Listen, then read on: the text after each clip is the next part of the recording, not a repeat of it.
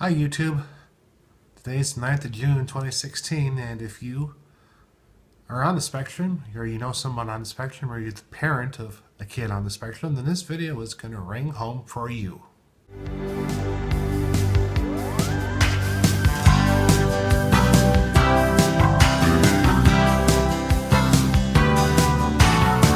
Okay, so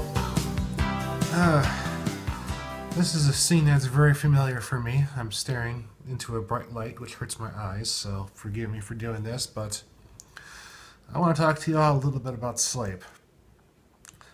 And what I'm doing now is I'm not sleeping, and it's almost 5 in the morning, and I've been trying to go to sleep for the past 2 hours, and it's simply because I can't shut my brain off right now. There's been a lot going on in my life, and being on the spectrum, we tend to, perseverate, obsess on things, and that's a big part of me not getting to sleep. But this has been going on for me my whole life. When I was really little, Mom used to put me down in my crib, and then I would wake up, like an hour or two later, and I'd lay in my crib, and I could hear the TV on in the background in the living room and everything, and if it wasn't that, something, a noise or something would wake me up in the house. Big culprit was the water softener in our basement, and even though that thing was in the basement on the end of the house, there were these cams that opened and closed the valves for the softener to do its thing, and when those valves were in the process of opening and closing, you could hear the water squeal through there, and for my hearing, even though that was on the other end of the house and in the basement, it sounded to me like I was right next to it. So that kept me up. And then even after I was put on meds for stuff, my sleep was still really out of whack. I'd go to bed. My bedtime was 9 o'clock. Traditionally, when I was in grade school, I'd go to bed at 9 o'clock. But I wouldn't be asleep until sometime, after midnight. And then a lot of times I was up again at like maybe 4 or 5 in the morning, and then I'd lay in bed for another 2 or 3 hours until I have to get up and go to school, and then I'd trudge my way through the day, and it would repeat again through the night.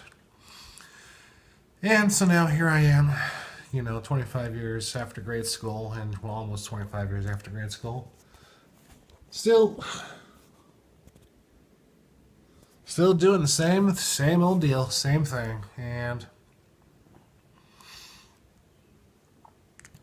sleeping pills don't help me. What has helped me, though, is melatonin. That stuff has been a godsend because it's the only thing that really helps me get to sleep.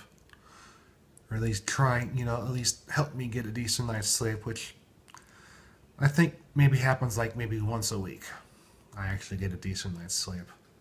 And I just lay here, and I ponder over things, and my mind just kind of wanders off to wherever, and who knows what it's going to do.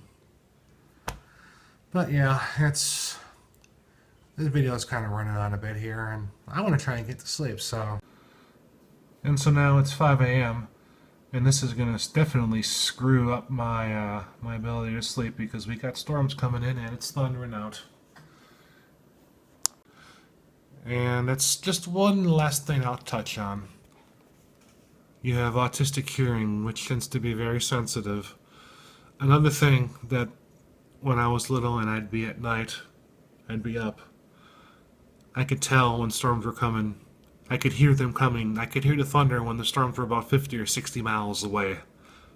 I could hear the thunder from that far away. That's how sensitive my hearing was as a kid.